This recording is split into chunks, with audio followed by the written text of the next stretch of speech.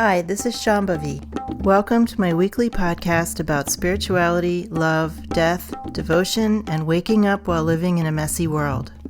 The Satsang with Shambhavi podcast is recorded live each week with students of our nonprofit community, Jaya Kula. For more information and to find out about attending a satsang, visit jayakula.org. Thanks for listening. Much love to you, wherever and however you are.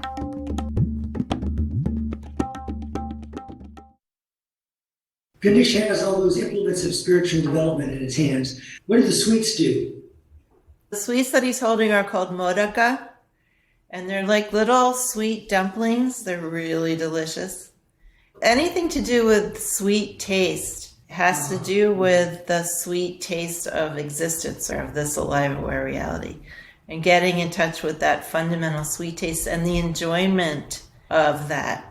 We have various kinds of enjoyment in our lives, but most of those are pretty contracted and stepped down. They're pale echoes, and they have a lot of compulsion usually attached to them. But the sweets that Lord Ganesha is enjoying are really that rasa, that sweet taste of everything. That is what we encounter when we have more of a continuous experience of the real nature of ourselves and of everything. He's not only holding them and offering that to us, really, and we offer to him and he offers it back to us, but he's also enjoying it. And that's really the main point, is that this alive aware reality is in a state of enjoyment. And this is a teaching that is given in a slightly different way in both Trikashaivism and Dzogchen.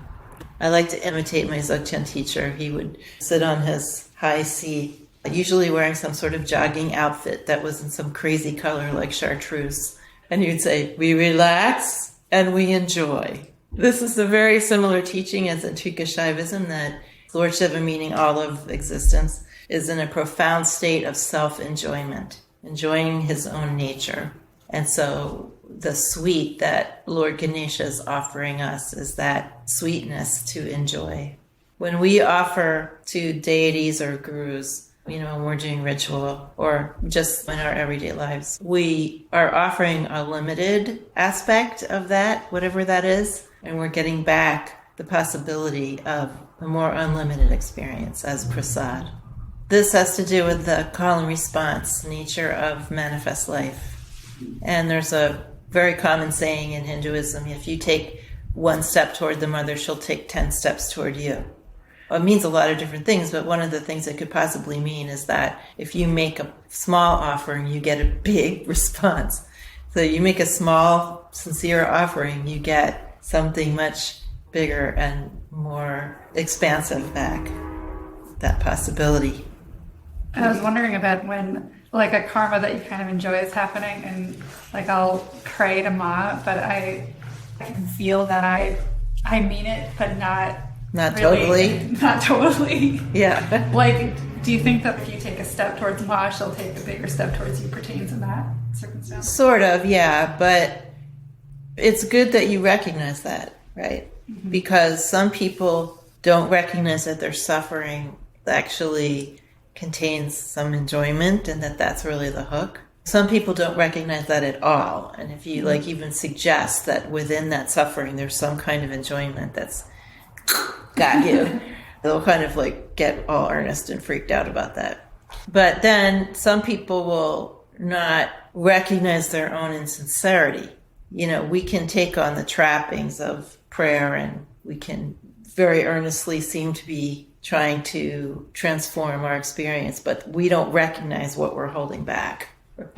So it's very good when you get to the point where you can sort of have some healthy self-irony, recognizing that even in the midst of praying and begging, you're still really not sure that you want this thing to go away. That's a very good thing that you recognize that. And then what happens eventually is you actually get desperate for that thing to go away, and it's painful, right? Okay. That's kind of grace. We don't know when that will happen. But we do have moments of real sincerity, and it's in those moments that things really can transform. Things transform slowly and incrementally. Here I'll give you this, but I'm keeping this back. And then we'll kind of reach a juncture or a tipping point where we really have this new, deeper kind of sincerity and recognizing more what's really at stake. We recognize more how unfree we are.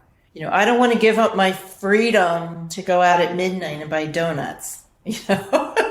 So we have these like funny definitions of what our freedom is. And then eventually we recognize that those things are actually our enslavement. Then we start this sort of like, wait, what? And eventually we get just desperate to be more free or more rid of those things and not be saddled with them.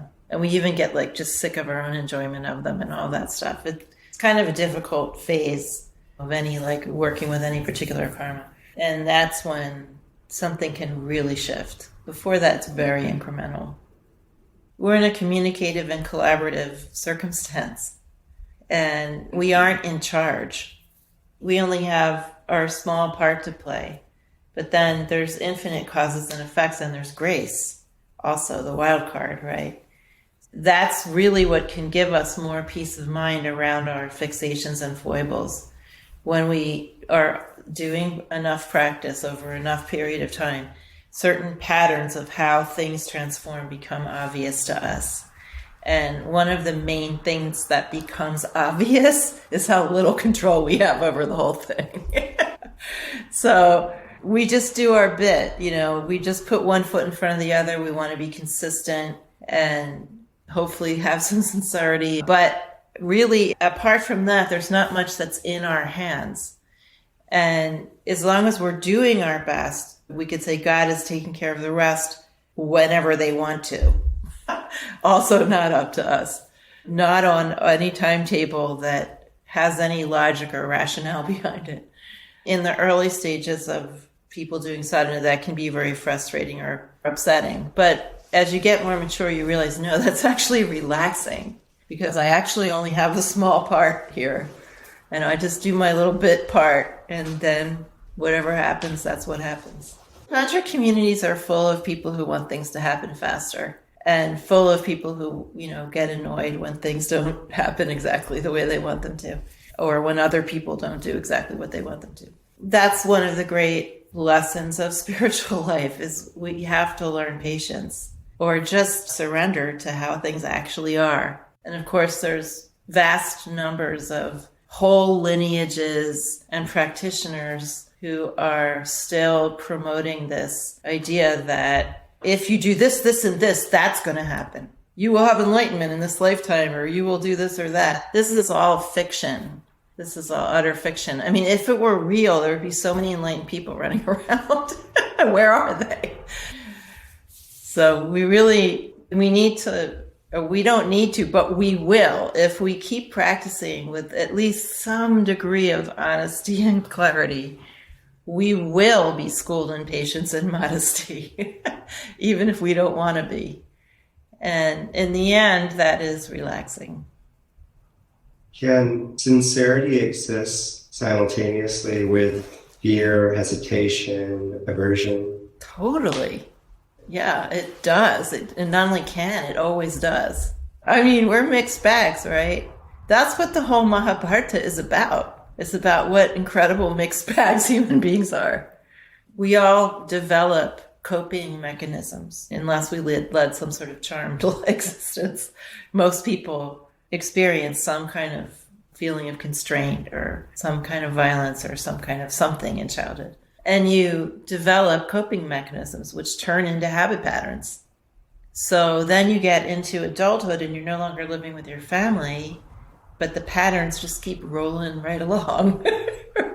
But then I think we also all have the experience, or many, many people, of those patterns becoming somewhat obsolete and then not serving us anymore. And then at some point recognizing that.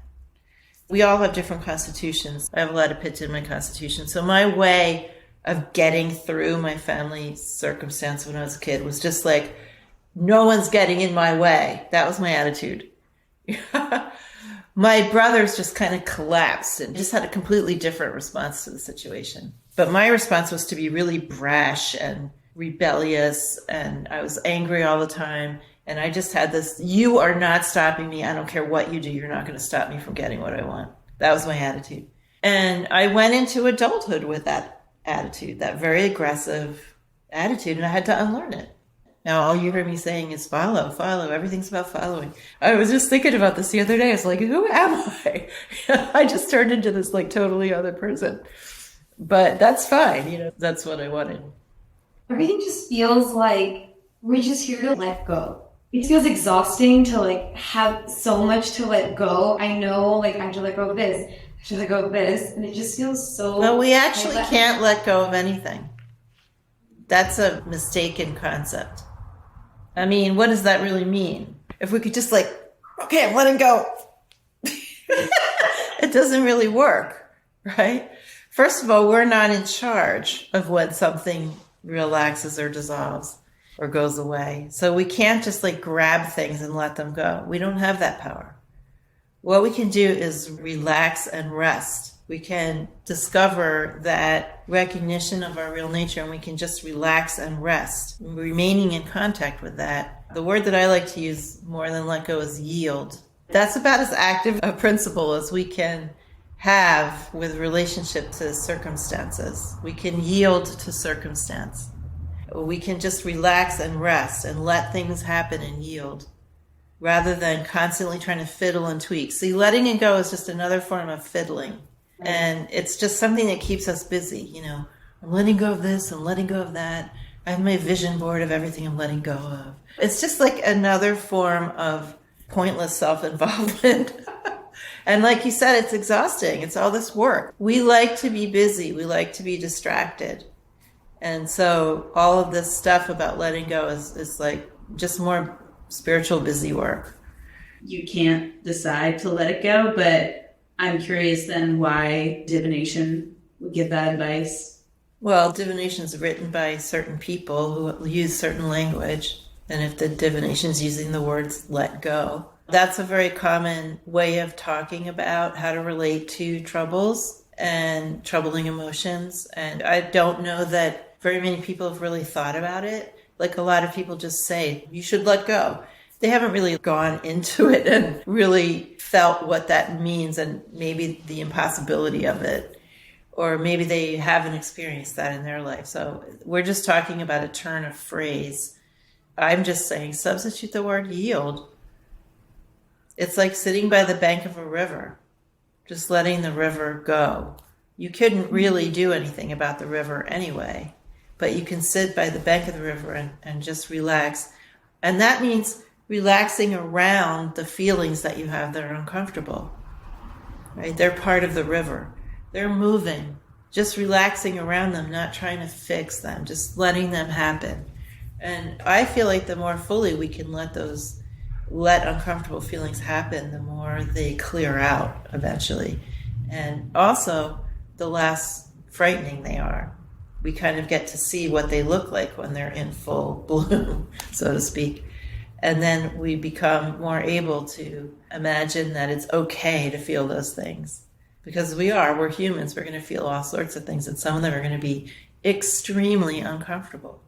And we want to basically just be resting around having those feelings and not trying to scramble frantically away from them. So if there's any letting go, it's like letting go of that scrambling. We all have patterns that are uncomfortable or that we recognize as being part of our karmic fixation. And there's a kind of a friendliness we can have towards those patterns where we just recognize them as natural occurrences. And we also aren't trying to palliate them. We're not trying to make them feel better or make them other than what they are. And then there's a friendliness we can have toward them. Even those things that we know we don't really want in our lives forever, but there's a poignancy and we have a feeling of being guided. Another thing that has been said, Joey, is finding what's valuable or holding the center. Mm-hmm. And I'm like, what is valuable? Well, there's kind of two levels of a possible answer to that. One is that there is the eternal value that just expresses itself here, that we all have in equal measure, and we can just contact it directly. We don't need a definition of it. It's not a thing. It's just the value of existence in its beauty and wisdom and virtue. And we can encounter that in ourselves directly. And then there's no question about it. There's no like, I need a word for it, or we don't have to make it into a thing.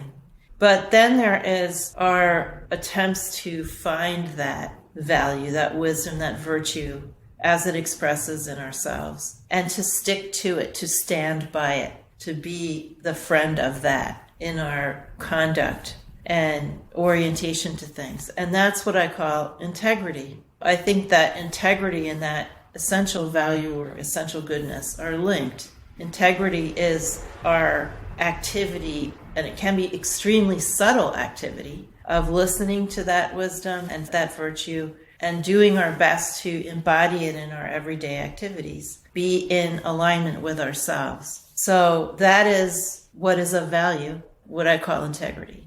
And when we have that, we really have much less possibility of being cast about when someone else does something that's, accusing us of something or misunderstanding us in a very painful way or something like that, or just running their own crap we happen to be in their field. Yeah, if we have that direct perception of wisdom and virtue and we are in integrity with that in our conduct or just in our feeling orientation, then we're really okay. We have that value. We know our value. That's what I've been trying to do my whole life. From the time I became self-aware, I was aware of this something that I was following.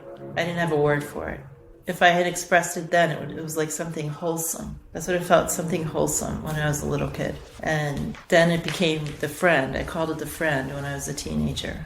And then it became wisdom. It became God. It became virtue. It became this reality, the wisdom of this reality. And I've just been following that my whole life to my best of my ability. It doesn't mean perfectly. It just means to the best of my ability.